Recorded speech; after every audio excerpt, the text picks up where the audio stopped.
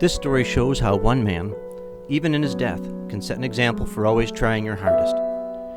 Bruce Capel had a short life, but one lived with such values that even now, 52 years later, his life has become both legend and lesson. His name is John Bruce Capel, but everyone called him Bruce. A graduate of Glenbard West High School in Glen Ellen, Illinois, Bruce was everyone's favorite. Tall, handsome, kind, thoughtful. Bruce was also the star player on the football team. He could play so well and hit so hard that Coach Duchan would call him the hitter. His number was 50. After graduating from high school, Bruce played football for the University of Illinois, where he played with Dick Butkus. Together they won the Rose Bowl. But Bruce couldn't keep number 50 because Butkus already claimed it, so Bruce took the next number up, 51. This is important because Chicago still honors number 51, as you will learn in a moment. It was after college that Bruce went into the Marine Corps, where he played football. But Bruce told the Marines that he didn't join the Corps to play football. He wanted to serve his country. You can guess the rest of the story. He was shipped out to Vietnam, where shortly after his arrival, his platoon was ambushed, and he was killed. Before he lost his life, Bruce had taken the time to write a letter to a 6-year-old boy from back home. His fiancée, a gym teacher named Melody Gaelic, had noticed that one boy in her class, Steve Edelson, cared more about sports than academics. She asked Bruce to write Steve a letter about the importance of always doing your best and trying your hardest. That letter was found on Bruce's body, written, but not yet sent. Steve's story and the letter was published in the Chicago Sun-Times, May 26, 1966. Bruce's death was a hard loss for his family, fiancé, the community, and for his former teammate and roommate, Dick Butkus. Once Butkus was drafted for the Chicago Bears, he took Bruce's number, 51, to honor him and his life.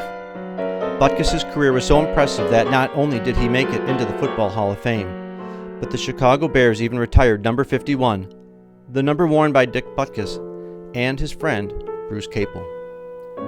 To this day, the football players at Glenbard West High School are called, collectively, the Hitters, to honor the way that Bruce played football and lived his life, always trying your hardest.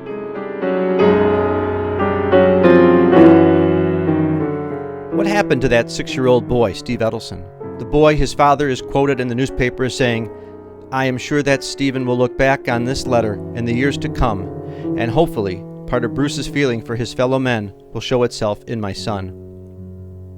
It turns out that Steve Edelson took Bruce's advice, doing his best in everything he did, managing private equity funds and becoming involved in developing large real estate projects throughout the United States, serving on the Board of Governors for Hebrew University, and serving as trustee on the Harry S. Truman Research Institute for the Advancement of Peace. Said Steve Edelson in a recent telephone interview, "My parents brought the letter to my attention.